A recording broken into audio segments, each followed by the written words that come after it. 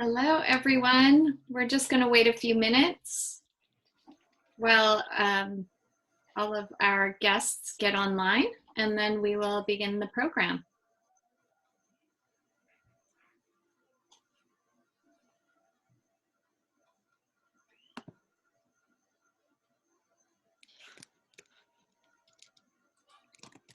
We have lots of hellos in the chat. Hello, everybody. Yay. Oh, yeah, I guess I should probably say something. Hello. Yeah, I'm just like reading all people are joining. Thank you for joining. Hello, salutations. Yeah, sorry to the East Coast. Yeah, right. It's late. Everybody, oh, we just have someone from Brooklyn. So, hey, what part of Brooklyn? That's my hometown.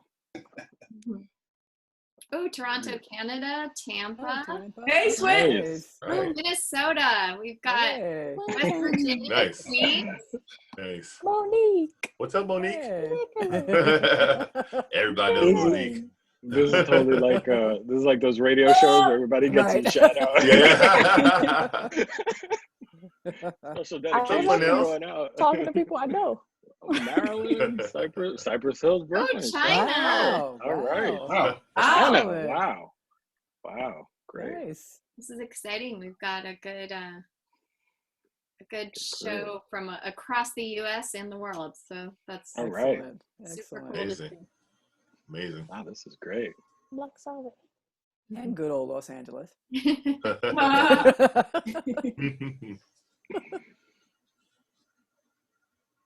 All right. Wow. I'm guessing we've got a lot of Inglewood across too. Oh, Los Feliz, a neighbor. Oh, Denver. Well, I'm going to go ahead and start because I think as people start joining us, I think we're probably going to be, it's going to take a few minutes for everyone to join us. So I'm just going to go ahead and introduce myself. My name is Alexi Drosu. I'm the Director of Communications and Content at the Animation Guild. And we are very excited to host tonight's panel with the Animation Guild's Black Artists Group. I also want to take a moment and thank our panelists and also the audience for joining us tonight in this conversation. Now, I do have a small housekeeping rule, which I'll make sure to... Phone disconnected. Ready to pair. Ooh, what was that? That was... Oh. I'm sorry, I was turning off my iPhone. No problem. For a second, I thought something went really wrong with with our technology. So anyway, my one small housekeeping rule is if you have questions for the panelists, please don't put them in the chat. Please use the Q&A box. We will be collecting those questions and sharing them with the moderators. They'll be asking those later on in the program tonight.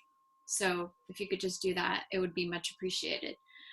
So I'm very pleased to introduce our two moderators for this evening, Deborah Anderson and Kimson Albert.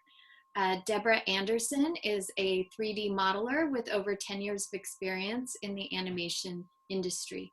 She started her career at BWA in Seoul, South Korea, where she modeled backgrounds, props, and vehicles for TV shows such as Family Guy, The Cleveland Show, Batman the Brave and the Bold, and Scooby-Doo.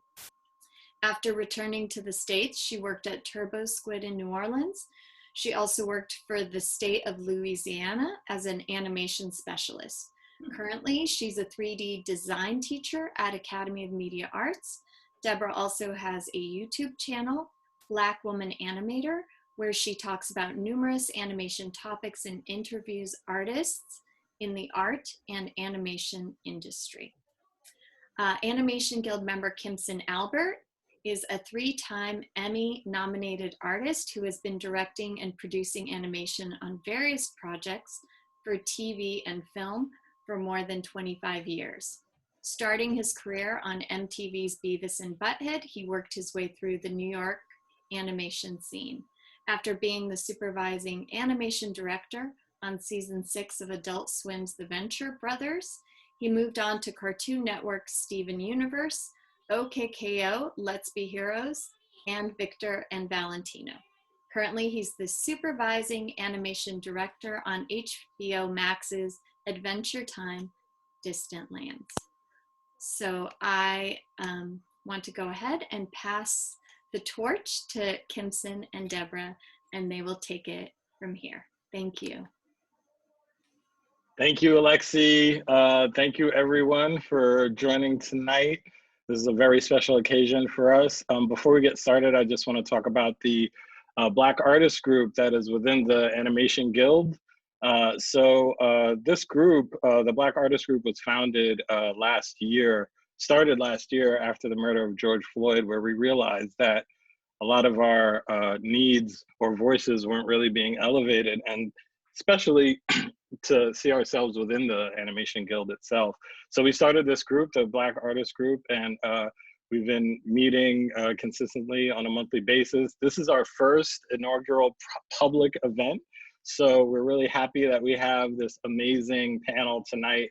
We felt it would be amazing to honor our, if you will, our elders in animation, or those who've come before us, so that we can learn. Yes, no, not age. I see you, Sydney. When I say elder, I mean wisdom, I mean experience, not lack of youth in any way, shape, or form. But we really thought that there's a through line that we kind of miss sometimes within the industry, and sometimes we feel like we're the only people on our crew, or and especially after last year, a lot of the companies were, shifting their focus and looking to elevate more Black execs even. But even within the Guild, we felt this was necessary. So the main two goals that we have are visibility and community. And so when we meet, we talk, we get to know each other, we share our experiences. It's a place where we dialogue, but mainly we really inspire each other, and it's great to see each other as we progress in our careers. And so some of the other goals that we're focusing on in the future will be outreach to schools and mentorship programs, and things where we really realize that there's a gap between, a young Black kid somewhere and wanting to draw for a living, and somehow they're not on the right path. Or we want to make sure that animation is a viable professional option for these people, especially for young kids, to see themselves as an animation professional. So that's a little bit about the Black Artist Group. If you want to join us, we have an email, I think it'll be posted in the chat, that you can just, if you're in the Guild and you're a Black artist, you can send your email and you'll be put on our list, and we'll let you know what's coming up. So that's it for my time. I'm going to turn it over to my illustrious host, Ms. Deborah. So take it away, Deborah. Okay, hello everyone. Thank you for coming tonight. I'm Deborah Anderson, the BlkWmnAnimator. I'm actually a 3D modeler, but you all know if I go by BlkWmnModeler, that would be a whole thing. So I go by BlkWmnAnimator. And my platform is similar to the Black Artist Group, of trying to educate people out there, parents, kids, students, about animation, and interviewing Black animation professionals to show that we are few, but we are more than we realize. So I wanted to start off the questions very light, and start with introductions. So I want everyone to say their name, where they're from, so you can represent. What was your first job in animation, and what is your role today? So your name, where you're from, what was your first job in animation, and what is your role today? We can start with Carole. I was hoping you'd ask somebody else, and I'd already forgotten the question. My name is Carole Holliday. I am originally from Los Angeles, and my first job in animation was working for Hanna-Barbera on, well, the Smurfs, but immediately sort of transferred over into a special Star Fairies and Pound Puppies, doing character designs. And my current gig is I'm doing freelance, but I'm a storyboard artist. Let's go to Sydney next.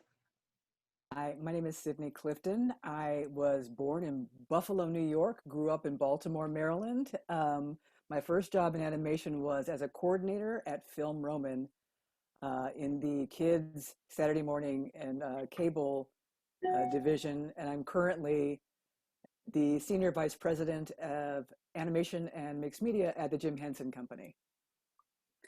All right, Ron. Hi, Ron Myrick. My first job, I'm from Atlanta, Georgia, from the South, deep South. My first job in animation was at Filmation Studio. I started as an in-betweener on the series of Fat Albert, Star Trek, The Archies, and a number of other series happening at that time. What is your current role? Oh, my current role. I am currently directing a feature, or perhaps you could call it a mini feature, with Janet Hubert called JG and the BC Kids, as well as doing some freelance work for several other studios, which keep me quite busy. Everett. Hi, my name is Everett Downing. I'm actually repping, I was born in Boulder, Colorado, but all my people, I'm a transplant, all my people from Louisiana. My first job in animation, you know what? I think my first job, I was a final line animator and a shadow animator at a studio called Calabash. It's in Chicago. They used to do commercials like Lucky Charms for kids. Yeah, so that's my very first job in college. And then what am I doing now? Is that the next part of it? And now I am executive producing a original series that me and my partner Pat Harper came up with at Netflix. That's just now. It's called My Dad's Bounty Hunter. So I can answer this question next. What do you love about animation? That me? If you want to. Okay. I wasn't sure. I didn't hear that. Okay. So what do I love about animation? I actually love, it's a little bit of a complicated answer, but I love like the suspension of belief, like how we're just willing, there's like a magic to it. There's a willing, like an eagerness for us to kind of give over to the storytelling. I feel that animation can kind of be like storytelling at its purest, and we really let your imagination flow. So I think that's what I love about it. Anybody else want to tackle the question? Yeah, I'll jump in. For me, animation is a means to make dreams come true. I love storytelling of all genres, cartoony, action, adventure, and cultural as well. Animation is a tool that allows us to entertain and educate, and that's something that I enjoy as well. And so throughout my career, I've been able to touch down on all those levels, as well as it's filled with a lot of nice people that I enjoy working with. Carole or Cindy? Originally, my background was theatrical. I wanted to be an actress. And when I went into animation, what drew me to this industry is that I could be anybody. Because when I was in high school, the only, actress that was doing anything was Whoopi Goldberg, and, she was never going to be a role that Halle Berry would play later,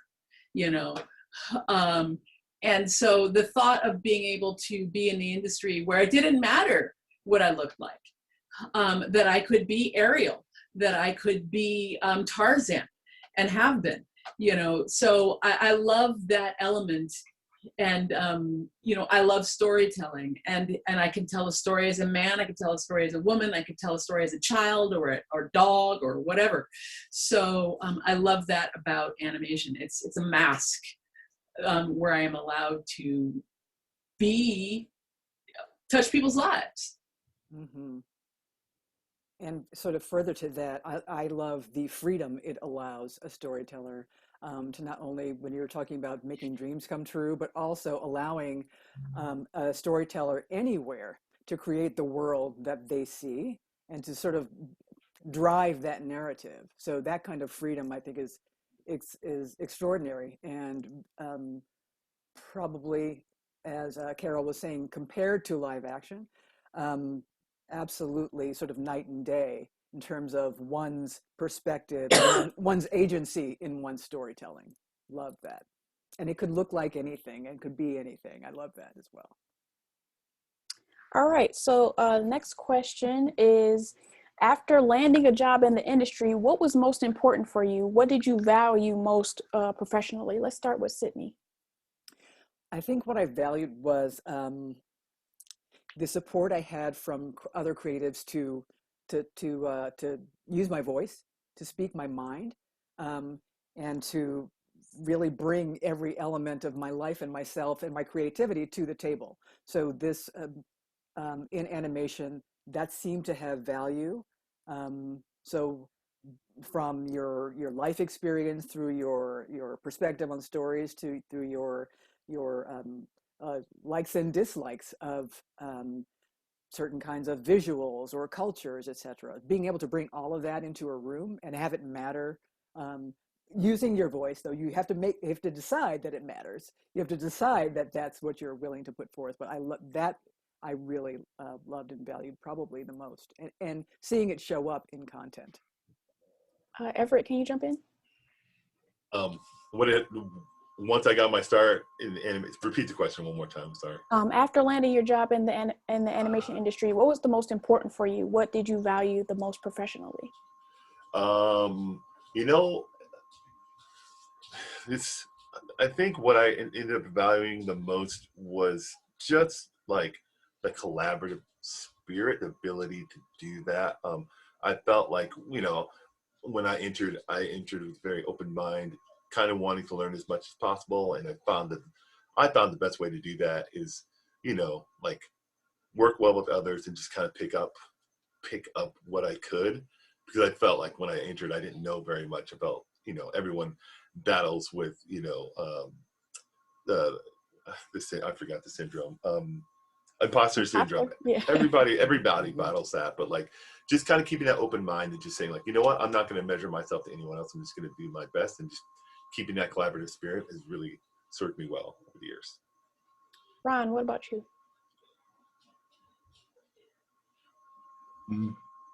Question one more time. After landing a job in the industry, what was most important for you? Did you value the most professionally? So I came into the industry at a time where animation was still done here in the US, and it was very seasonal. So my first priority was staying employed as long as possible, because typically it was a 6-month job and you either went on unemployment or found another series to go on to. But once I gained a grasp of the art and started to advance and evolve, what was important to me was learning to tell stories. Unlike a lot of my contemporaries and young people today, I came straight out of art school, but with no knowledge or understanding of how animation worked. I learned everything on the job. And in contrast to today, with a lot of minorities and African Americans across the board, there were very, very few of us in the 70s. And so it was a real survival game, and it was a priority to stay current and to be able to be employed from one job to the next, one season to the next. but it's been a great journey, the one that has strengthened me in many ways, but especially creatively, and given me a great vision of how to tell stories on many levels. Carole, after landing a job in the industry, what was most important for you? What did you value most professionally? The people. I enjoy the, as someone said, the collaborative process, but more than a collaborative process, I enjoy the sense of family in most cases that comes out of the projects on which I work. Being in the story department, they're usually very small. And so you end up, with friends that are like sort of forever. I'm still in touch with many of the people that I worked with, years ago. And I love that. So it's not, for the most part, we were very, very supportive of one another.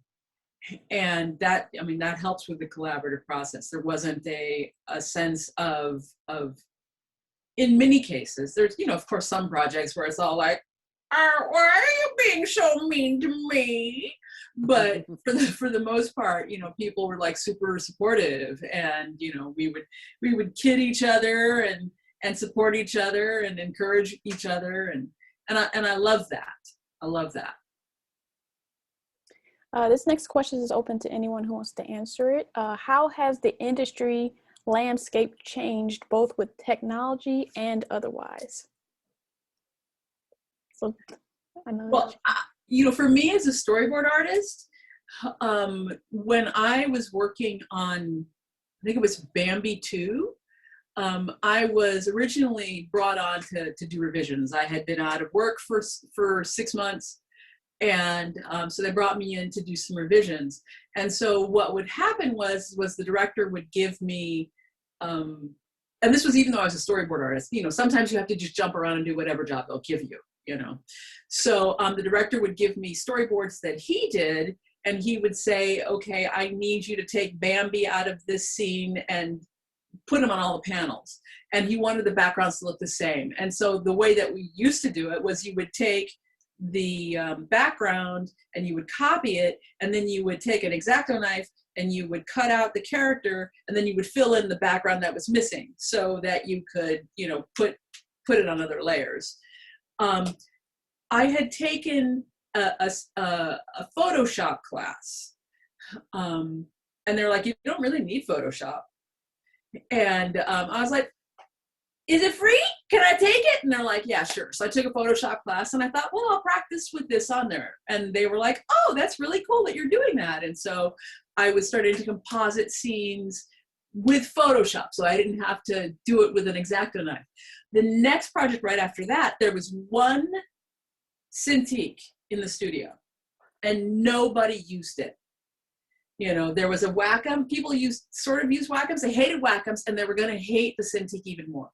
And so I was just like, well, I've already tried the Photoshop, so I'm going to try the Cintiq.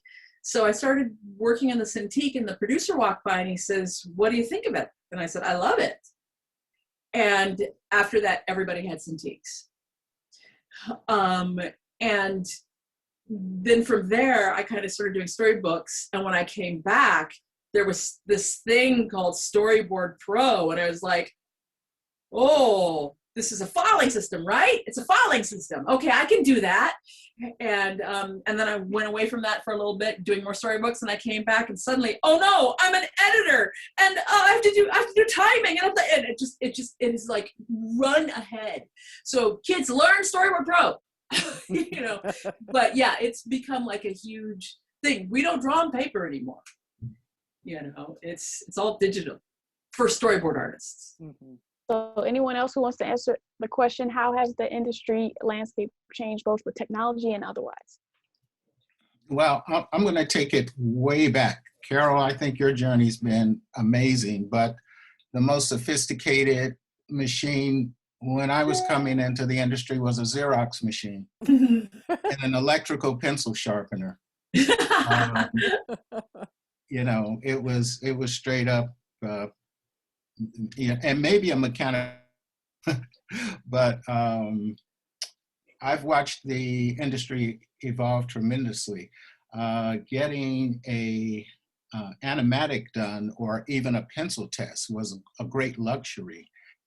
And we had a machine that maybe only those of us, perhaps over the age of 60, would remember, called the Lion Lamb machine. And it would shoot your drawings and show it to you in real time. But it was an amazing piece of equipment for its time. And this was in the 70s. And, you know, again, with the industry evolving with a computer, I believe the first mass computer use of the computer was in ink and paint. We did a show called Pac-Man, and it was one of the first shows painted in that method. And so over the years, I just watched the industry evolve, knowing that I wish I could have done what Carole did in terms of jumping onto the different technologies. But sometimes family circumstances dictate your need to be at a certain income level, therefore you do what makes the most money, and so on. So in some respects, it's been a catch-up game for me.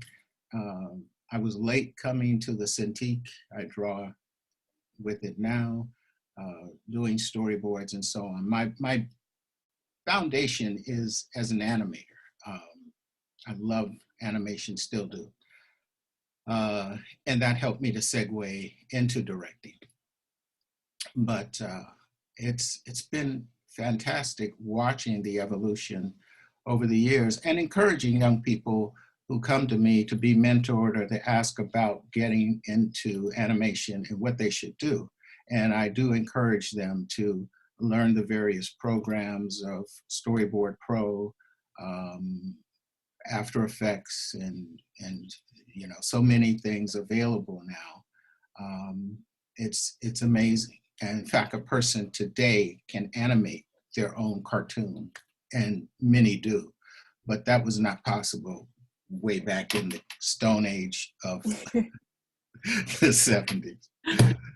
So for anyone else, you know, there's the idea that the layout artist is no longer a role, or, you know, there's 3 jobs being combined into one. Are there any other non-technology changes of the landscape over the years that anybody else can speak to?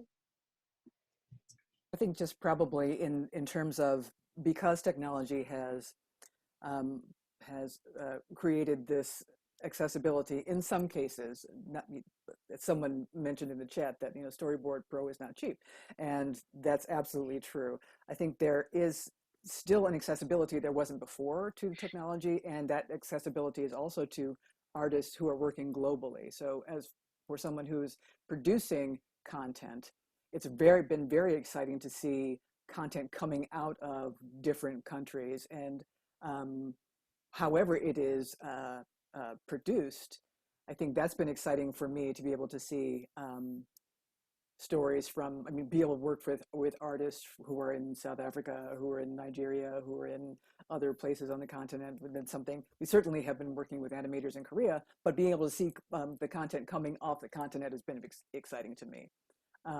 Also seeing the number of outlets there are for animated content has been amazing. The downside from that is that there's a lot more, that while there are a lot more distributors, there's a lot more competition because so many people can animate on their own. So I think that the competition is probably, the bar is rising for competition, but that just makes our craft better, I think. So it's sort of that rising tide that creates that opportunity and challenge. And I think, again, if you decide that this challenge is an opportunity, you will act accordingly and hone your craft accordingly and network accordingly. And that's the other thing that technology does, is allows people to network in ways that they haven't before.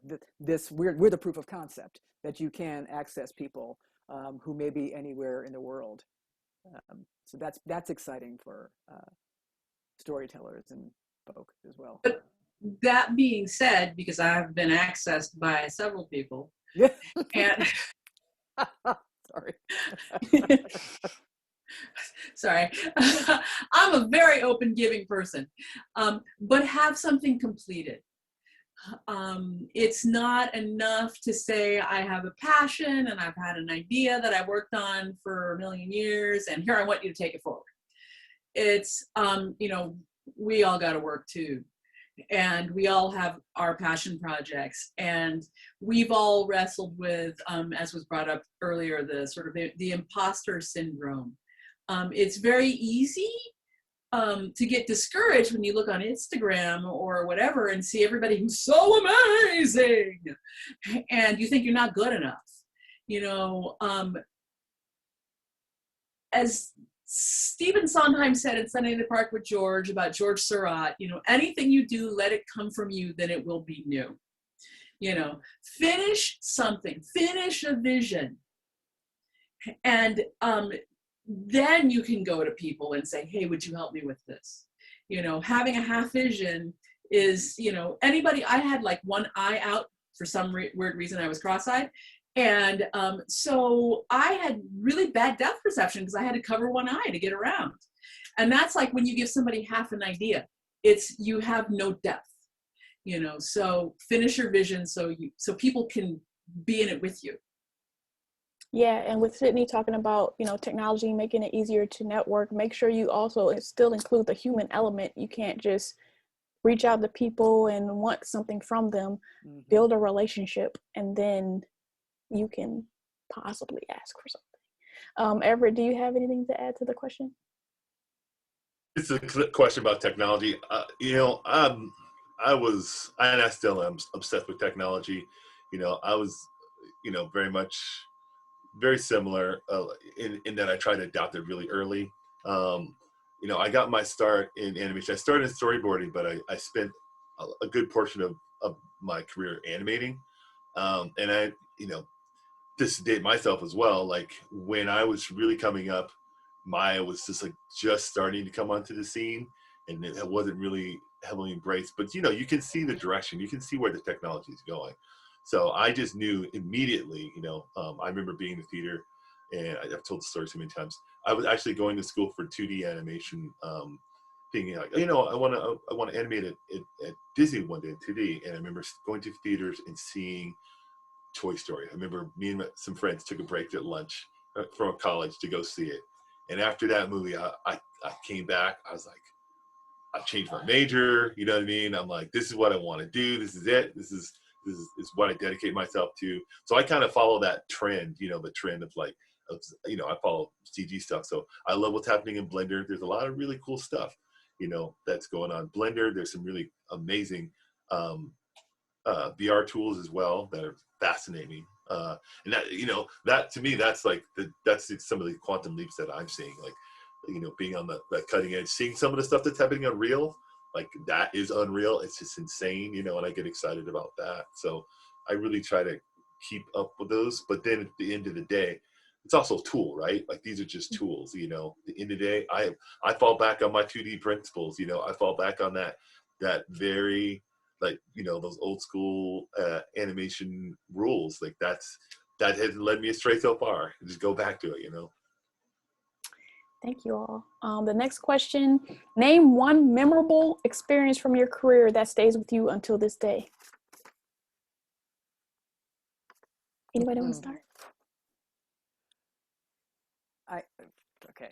The one experience, I mean, I've had a lot of, I know, I have a lot of positive experiences. I think the one that really keeps me grounded and sort of came when I was working at Film Roman.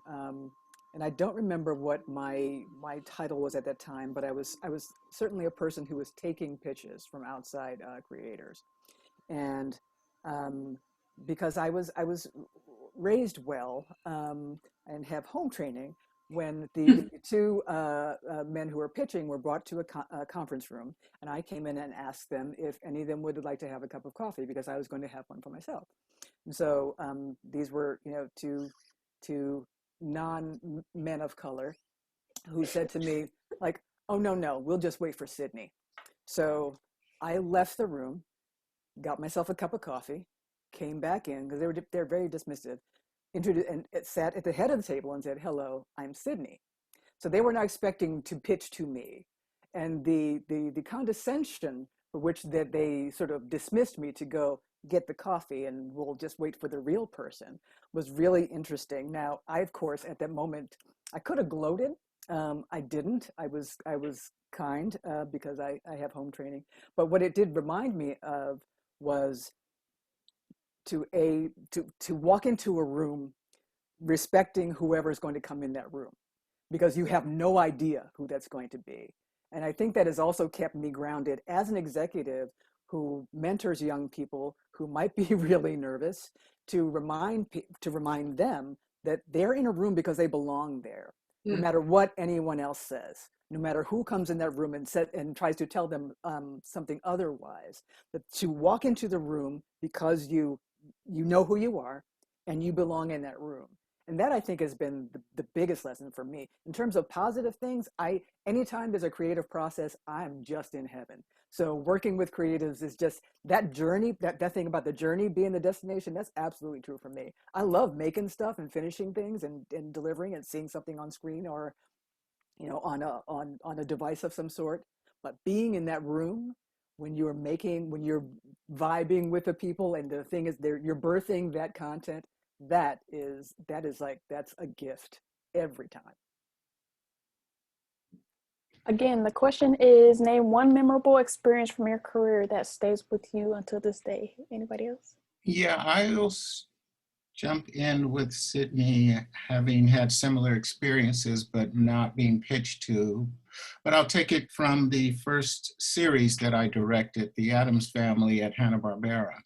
Up to that time, I had done all phases of the business, and again, learning on the job, but preparing myself for the day that I would be the lead director of a series. And that opportunity came, and I learned I had the support of the studio and the executives there, and the executive at ABC at that time, a young lady named Jenny Trias, was very hard to please.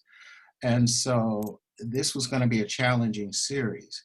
I was working with two very talented writers, Lane Reichert and Bill Matheny.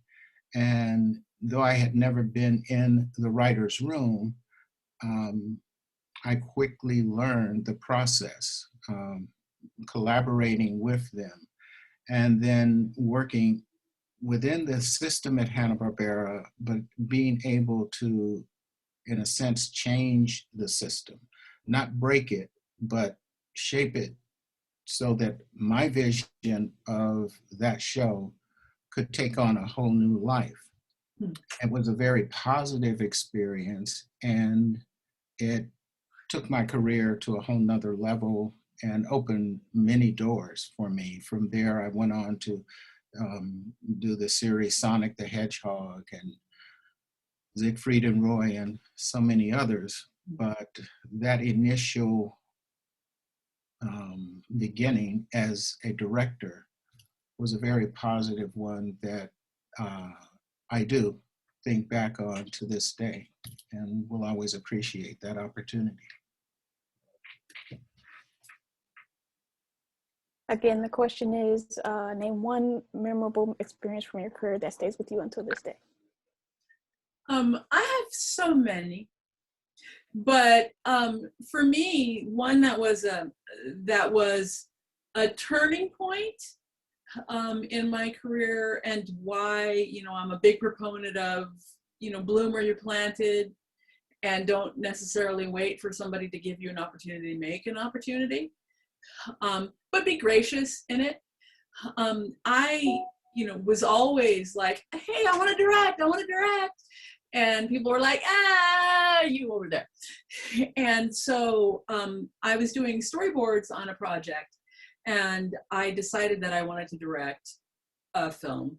But animation is hard to direct if you do it on your own. You know, the option is doing an actual film by yourself. That's not directing for me. You can create a story, but I actually wanted to work with a crew.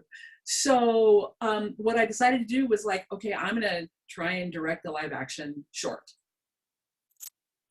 So I ended up doing that, and at one point, you know, I was boarding it like a cartoonist, and at one point I was working with the my DP, and he said, you know, when you get this finished, you can use it to get into AFI and that way. And I'm like, in my mind, I'm like, I've been in the animation industry for so long, I don't need to go back to school again. And so he looked at my storyboards, and there was at one point he looked at it, he's like, why do we need a shot of the feet? She's dropping her coat to her feet. Why do we need to? And I'm like, that's just the way I see it.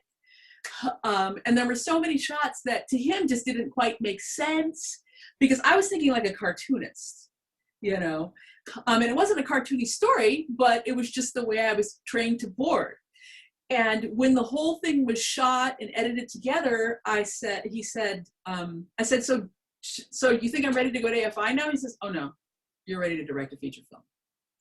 You know, when he looked at everything put together, that gave me the confidence when I went back to, you know, the project that I was working on. I was the one in the room. This was like, you know, how I said that most of the projects, people were very amenable. This was a project where it was like, your ideas are dumb. And so I'm sitting in the room, and they're like, your ideas are dumb. And I'm like, yeah, no, they're not. You know, so that for me was a turning point, because it was like, okay, I just went off and told my own story, and I was happy with it. You know, and so, yeah, that is, I'll stop talking now. That is it. All right, Everett, name one memorable experience from your career that stays with you to this day. Okay, I was going to talk about something else, but I will bring up a moment that really shaped me. And the reason I'm bringing it up is just to kind of talk a little bit about the power of failure, and like how you kind of should really embrace it, like don't be scared of it or whatever. But at some point in my career, I'd gotten a very coveted position at a studio, and you know, working at a very high level, and it was, you know, very stressful for me, because I kind of felt like I didn't deserve to be there. You know what I mean? You know, even though you get in, even though they pick you, you kind of feel like all these people are better than me. I can't, like, what am I even doing here? And it was just something that was just kind of plagued my mind for like months and months. And I just kind of watched kind of helplessly as I started to kind of get into this spiral. Because when you don't believe in yourself, I mean, you're just going down the toilet, and it just becomes like, you know, self-fulfilling prophecy. And, you know, I kept getting further and further away from it. And then finally, like, I ended up just washing out, basically. Mm-hmm. And I remember very distinctly washing out, and, you know, wondering what I was going to do next, but then also feeling like liberated. And I remember telling myself, okay, so I just have to find another job. This is as bad as it gets. Mm-hmm. Like, that thing that I'm scared of, this is it. I'm still here. I'm still working, you know. And after that, like, I never really had that fear of, like, you know, oh, and by the way, when I went to look for a job, next I got a job in like less than a week. So nice.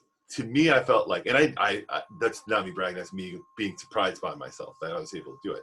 But that told me, like, you know, Everett, you can do the job. You know what I mean? So after that, I kind of never doubted myself in terms of doing the job again. You know, I needed to go to that place. So sometimes you got to fail to feel it. This is worth, this is bottom of the barrel. This isn't bad, you know? So I just never had that lack of self-confidence again after that. So we've lost our moderator. Uh-oh, did we? Did we lose her? I'm sorry. I think we did. Oh, I can take over. I'll fill in the meantime. Deborah, you there? I guess that's why I'm here. Anyway, so yeah, thanks everybody for that. I think that, you know, and she's back. There we go. All right. Thanks, Deborah. I was filling in for the hot second, but I'll pass it back to you. You got scared. Oh no. I'm back. Sorry. Did you say anything, Kimson, or okay? All right. So for this next question, maybe one or two people can answer the question. So the next question is, this might be one good for everyone.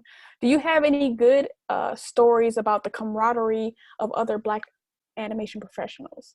So just like playful, like, oh, we went here weekly, or we had this crazy story. So does anybody want to start with the camaraderie, talking about the camaraderie of other Black animation professionals? I actually wanted to ask that question. Actually, so you beat me to it, Deborah. I actually did want to ask that question. Anyway, yes, looking forward to hearing your answers. I'll start that because, again, I've watched the industry evolving and growing. And as I accumulated friends across the board, one thing I did like about animation was the multicultural aspect of it. But whenever we as African Americans could get together, we really embraced and supported each other. So over the years, there was a network that built up and has evolved into a lot of the high-end creatives and directors and professionals across the board that I've worked with over the years. And it's been very gratifying. And with each connection made, it was a strengthening of my position and hard work and an encouragement to look around and see that there were more and more of us. There was, in the 90s, a soul food restaurant named Angelique's on Sepulveda Boulevard, Sepulveda off Ventura. And a number of us gathered there. I recently saw some photographs of that event where we were blown away by how many of us assembled at that luncheon. And quite a few of us are still around. A number of us have retired. But it was so exciting. We wanted to take it to the next level and create content, But just the fact that we were there, we had all gone through our journeys, and we continue to progress.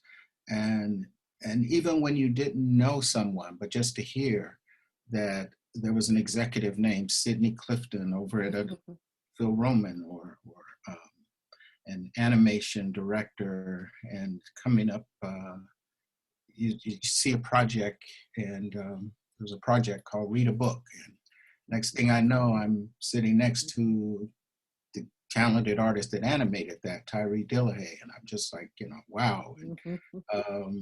And even, Jerry Bryce, he and I came up through the same ranks. So, and forums like this have been so encouraging. Even meeting a young person like Deborah, who is assembling us. I tell you, it's for me, it's been small beginnings. Not that the industry was devoid of African Americans, but there were fewer then, but it feels so much richer now. So that's my story. And then if anyone wants to see the pictures from the 90s meetup, I posted it on LinkedIn. It's on my BlkWmnAnimator Facebook. So you can just search that up. Anybody else want to have any good stories about the camaraderie of other Black animation professionals? I don't know if it's a story, but what I really appreciate and love is even, very often I wasn't able to do some of the meetups and such because, you got the day job, then you got the kids at home, and then you got to do other stuff, and you do these things. But even being able to, the instances where I can walk into a room and you lock eyes with somebody and you know there's somebody who gets you, is going to understand. You don't have to say a thing, but you know that there's somebody there who sees you fully. Or I can go into have a conversation with somebody, and somebody says, Pookie says hello when they're talking about Ron Myrick, and yes, I just outed you on this whole thing, because that's and knowing that there's a sense of deep safety and trust in that room, just because there are brethren and sistren in there who know some of you best. Yes, Pookie. I'm sorry, Jerry. Who understands some of the struggle, who you don't have to translate for, who you don't have to explain a whole lot to, and who, no matter what, and again, trying to pay that forward to up and coming artists of color, is like, I see you, so no matter what you say or how this goes, you're gonna be all right because I see you, and that is just something you can't replicate that. That I love.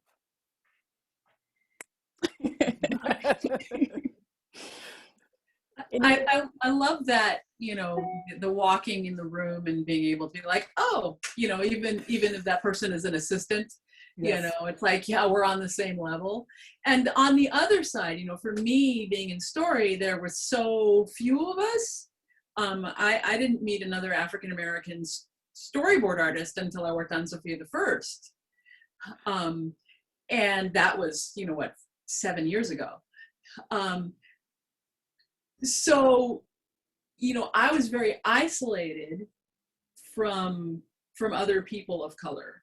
And then it's interesting when you get into the same, when you get into a place where where your opinion is asked, you know, let's see if I can say this the right way, to not feel like you have to all be lockstep, even if you are doing the same thing. When I worked on John Henry, I only worked on John Henry because I got called into the room to find out if the character was, as an African American, how the character affected me. And I was there with two other people who were African American.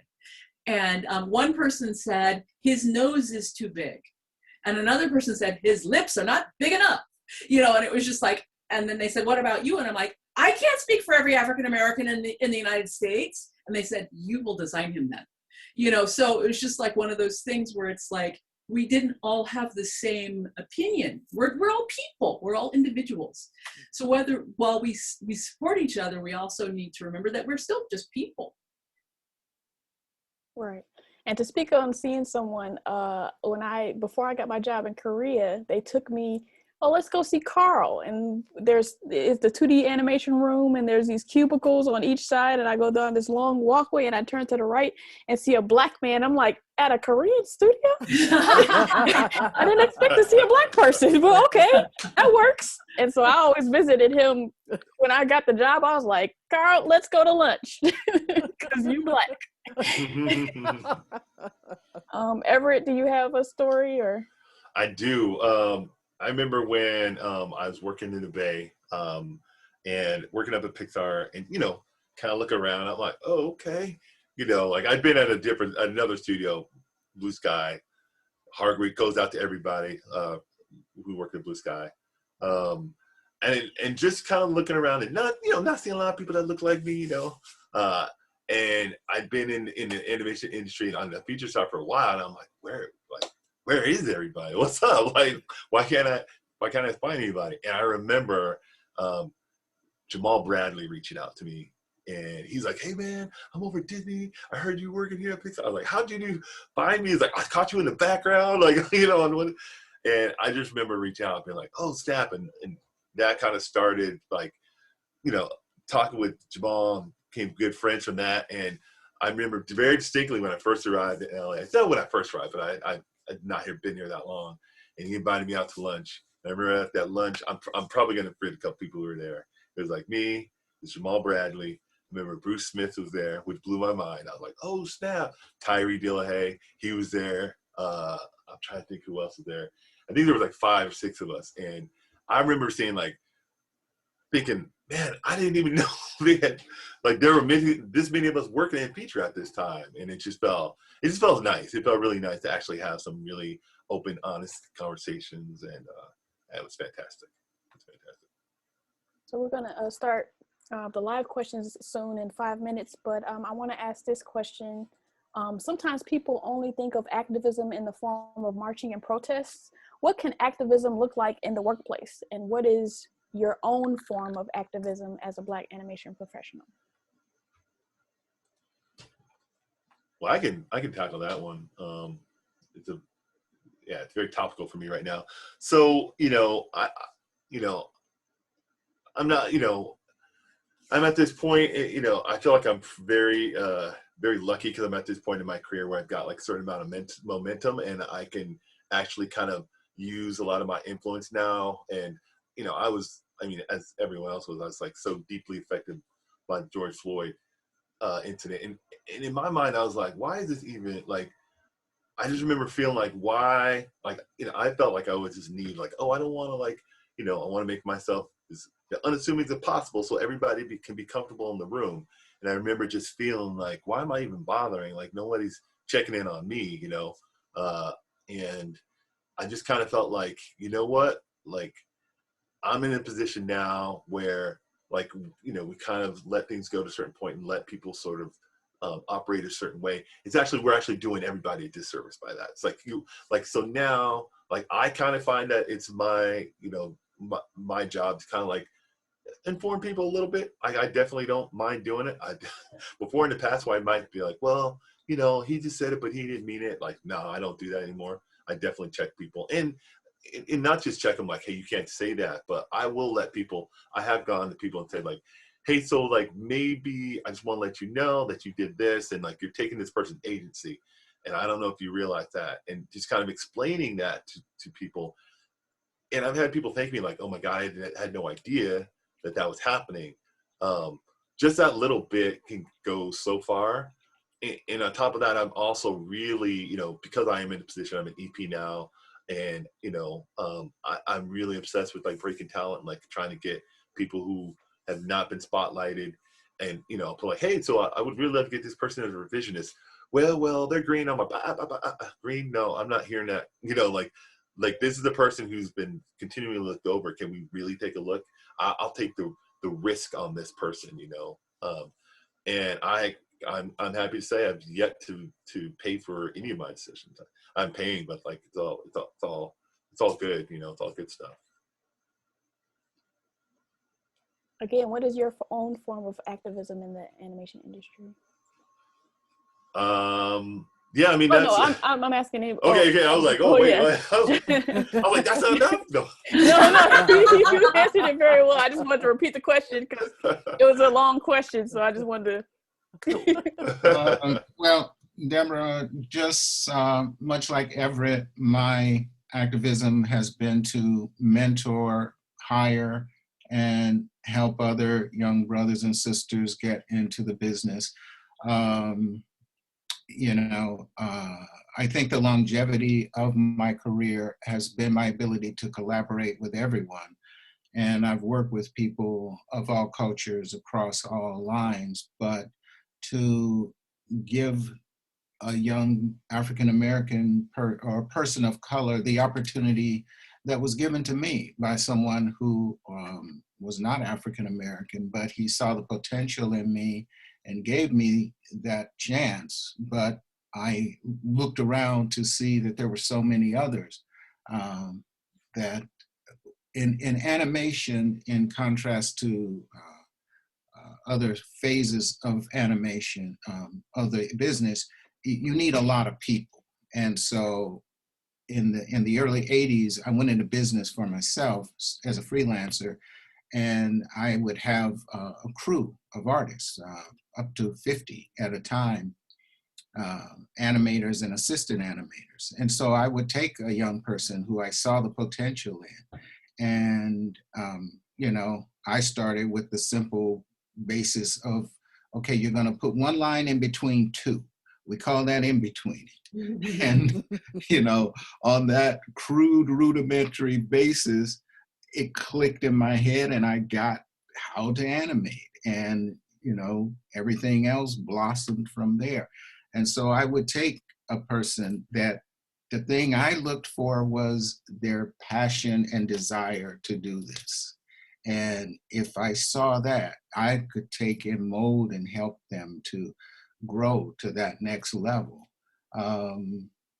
And without being vociferous or loud about it, but just being, in a sense, a quiet force of nature. And again, when I moved into ranks as a director, I opened up doors for voice actors, because that was a good old boys club, you might say. And so I'd look for opportunities for people of color to voice. You know, this dog could be this guy over here. It doesn't have to be this, you know, the same person doing all the dogs, doing all the animals. So it gave me the opportunity to break outside of the box and to help those around me. Not, you know, it wasn't like a fight or anything, but to open up their minds to say, oh yeah, you know, you're making a good point. You know, yeah, let's try that. And I befriended a acting school, inner city acting school, and brought in young people to just to have the experience of doing voices, and some of them blossomed to do that. So activism can be, you know, physically being out marching, or using your gifts behind the scenes or in the hiring room to bring others in. And that's been a satisfying aspect of my career as well.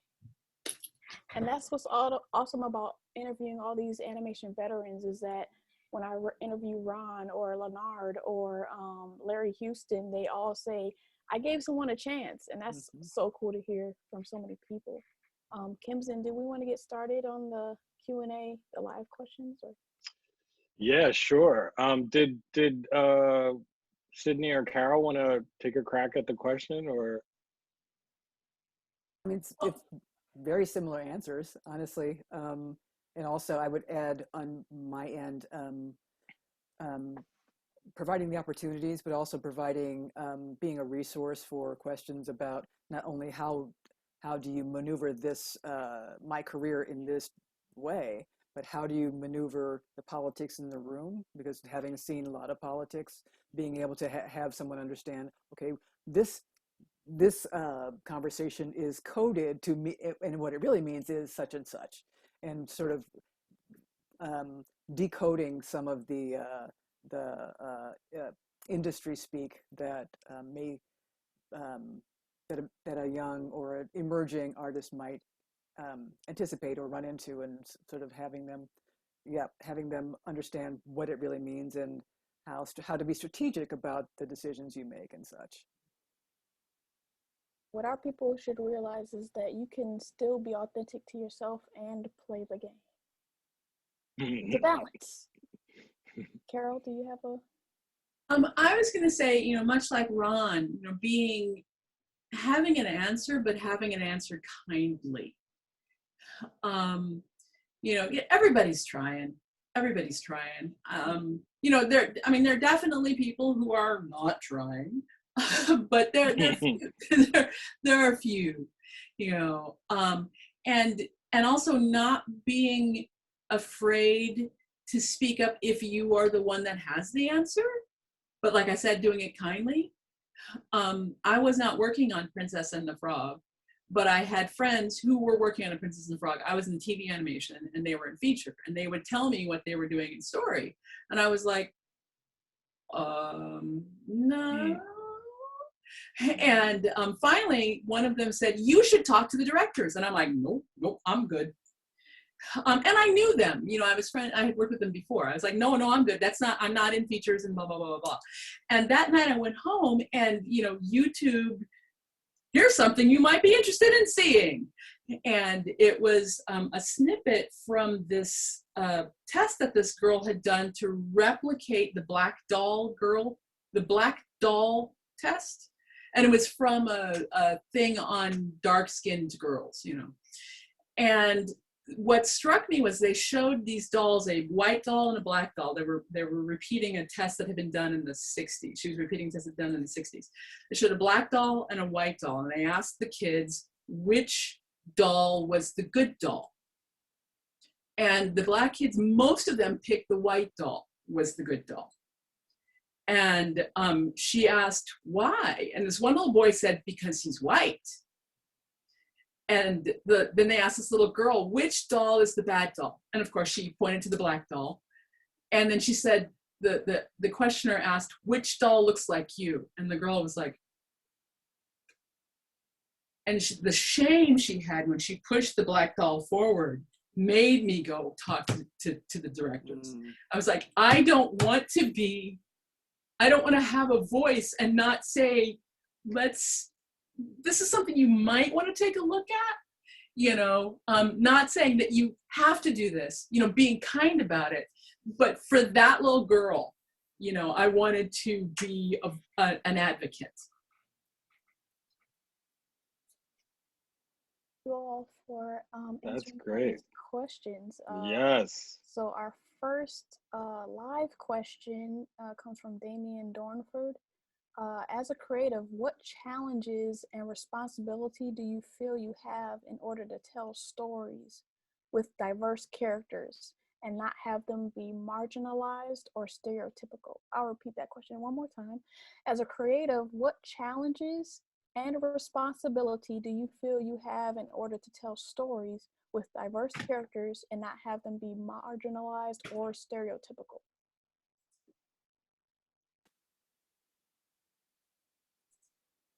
I'll take that question. Sure. Or I'll answer that question. Just to be completely open, that's exactly why I kind of in the position that I'm in right now. I kind of decided I wanted to be a storyteller very early in my career, but it wasn't until I remember I was working on a comic book, and I remember my daughter was being born, and I remember just going into the comic book store and working on this comic, and I'm seeing like all the covers, and like I'm just not seeing any brown faces at all. This is like early 2000s, right? No brown face nowhere. And I remember just being like upset and realizing the same thing was happening in animation. And just the fact, like I just had like a baby girl, and I'm like, I do not want, and I know how much, like our image, the image that's projected is an image that impacts our children and stuff. And I just kind of, from that point forward, I just remember being like, and not seeing a lot of people at the level that I was operating at in the industry. I'm like, I need to do this because, these stories need to be told. I want my daughter to be able to look at something and go like, I like her, I want to be like her, and then not have it be like a blonde hair, blue-eyed princess character. That's my drive, my motivation. And it's not it's just like, I think there's room for all of it. It's room for all of it, right? It's all point of view. And that's my point of view. Like, and that's what colors my lens. And if you tell a story honestly from that position, they're all beautiful, right? They're all beautiful stories. So that's just my disposition, you know what I mean? And just to get the most questions answered, we're just going to let one person answer unless you really are passionate about that question. So the next question is,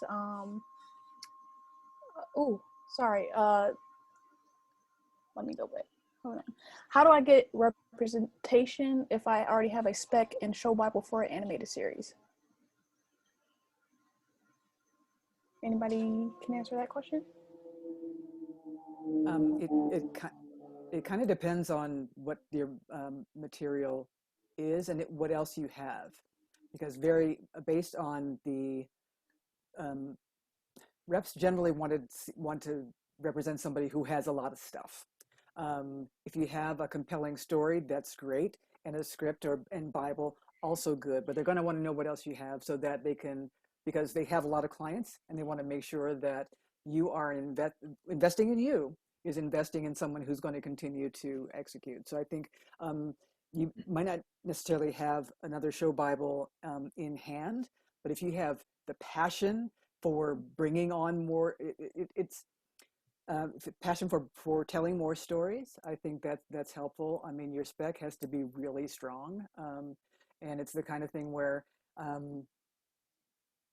passion is part of it, but craft is part of it too. And the fact is, because your cousin and them and think it's great doesn't necessarily mean that it is industry standard. So I would get feedback from people who you trust, who are in the industry, who love you and will tell you the truth anyway, whether something's really good or bad. But I think having multiple projects, having passion for your work, and having the quality materials, it's probably going to be asking a lot of, knocking a lot of doors, sending those emails to reps, letting them, finding out who is open to taking new clients. It's a process. It's not a fun process necessarily, but you'll find the right home eventually. So getting representation, check those emails, go on IMDb, see, find the agencies that are representing people in animation, and knock on the doors and be persistent. The next question, I'm doing a speech on how we don't learn about many Black animators. How would you personally like to see Black animators such as yourselves remembered throughout history?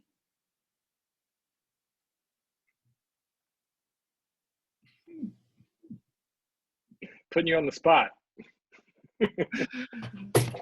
I'm going to make this real short. It's not like I got a big passion to be known, but on my tombstone, I wanted to read, "Here lies Ron Myrick, worked hard, played hard, died hard, and had fun doing it."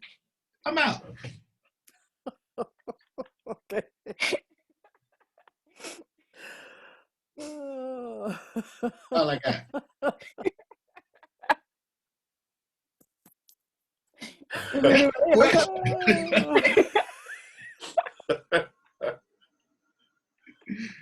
Oh my God. Okay. Let's see. Let's see. The next question. My goal in life is to become the creative director of my own animated show. How long did it take you to become a director? Or even what's the path to becoming a director?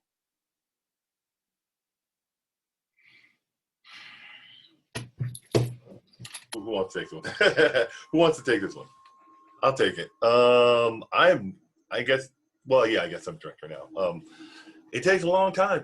It takes a very long time. It's a lot of hard work, and honestly, I believe there's like a breaking point in your career where you kind of feel like, not a breaking point, I want to say, it's like a point where you decide, is this something I want to do, right? And when you do that, you just got to kind of be mindful that the process could take anywhere from 10 to 12 years. I'm just being honest, because directing is a skill, right? It's a skill like anything else, and they don't they teach it in school, but like you don't learn it on the job unless you're actually directing, and that's a really hard position to get into, right? Like these are, if you're working like on shows or films, like you can spend anywhere from like 10 to $100 million, and they're not going to entrust that money to just anyone unless you have that experience.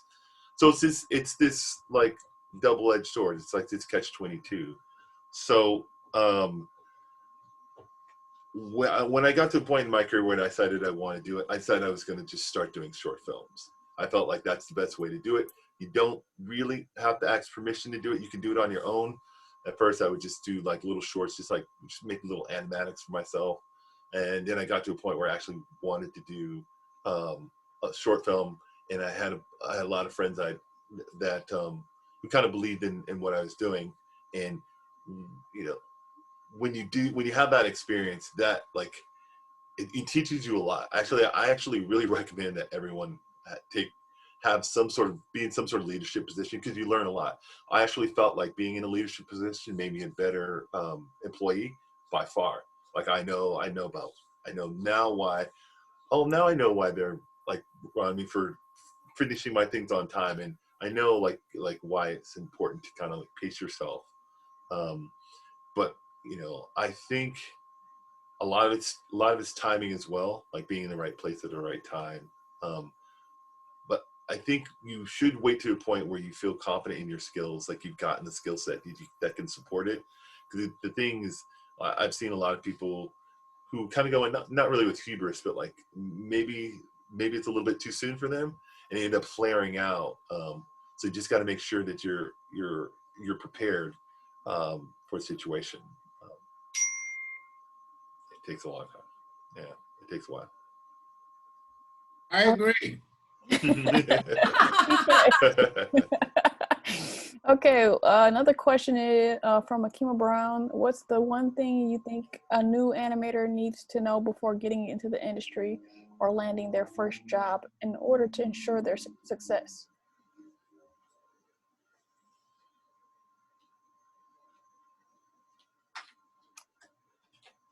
I would just say be ready to work very hard, and be open to learning from everyone around you.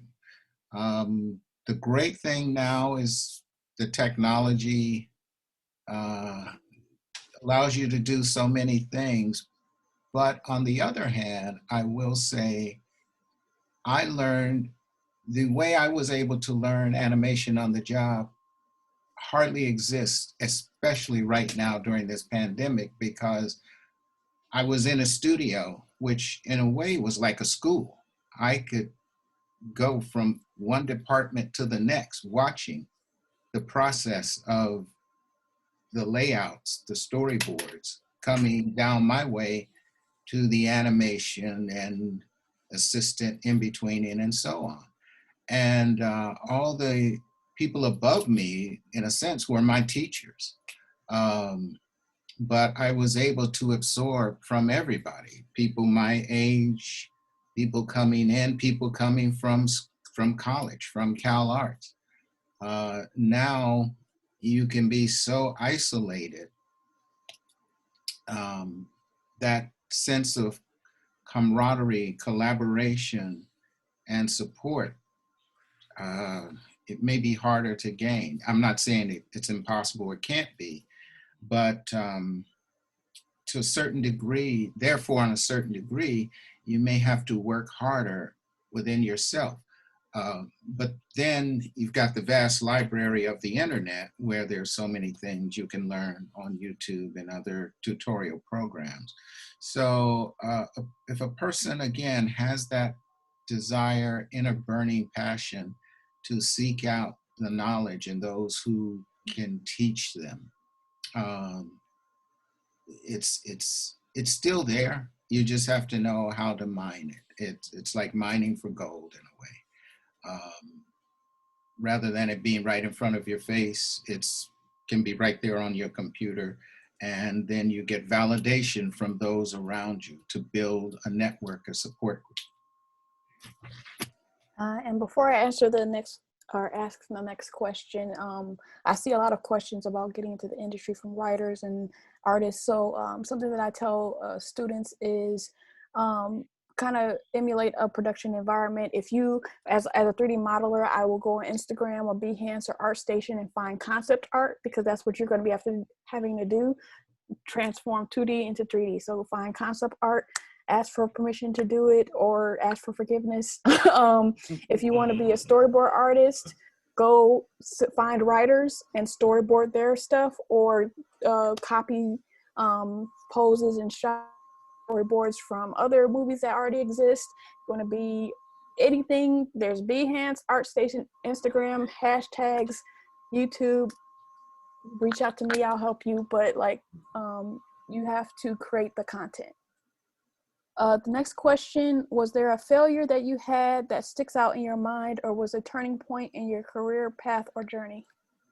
So was there a failure that you had that sticks out in your mind and was a turning point?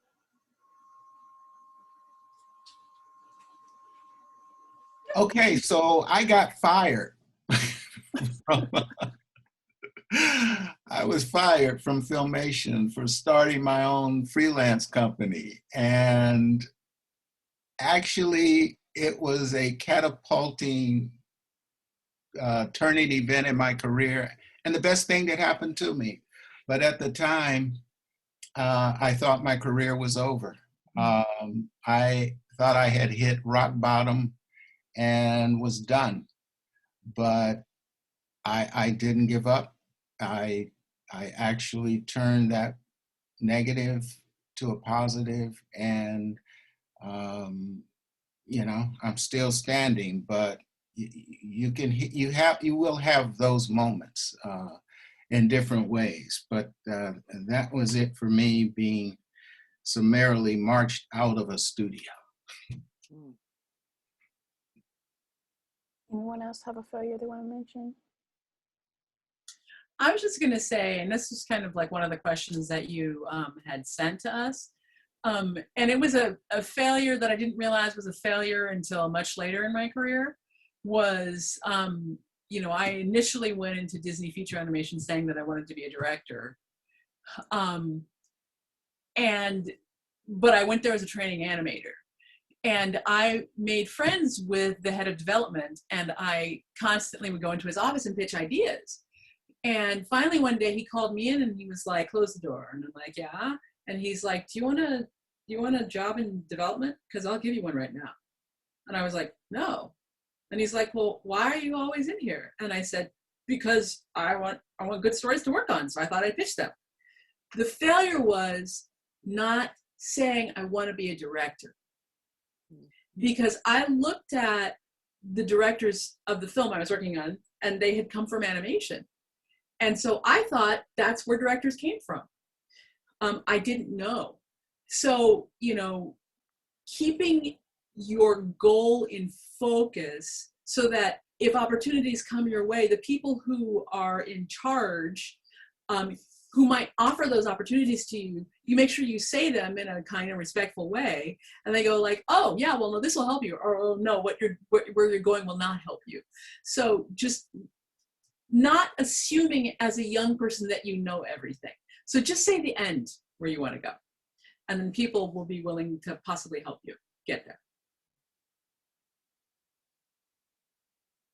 I had a question that popped up in the chat that I thought was kind of interesting. Sorry, Deborah, I just want to just pop in. But there was a question posed that asked, why do you think so many, there are so few Black people that get into animation as an industry? Is there, did everybody hear me? What ideas, why do you think that is? Why is this not like, maybe something that we see more of? I would imagine part of it is because people don't know that it's possible. One of the questions that comes up when I've been a recruiter in my career as well, and that that high school students, elementary students, and college students often feel like that, well, that's not for me.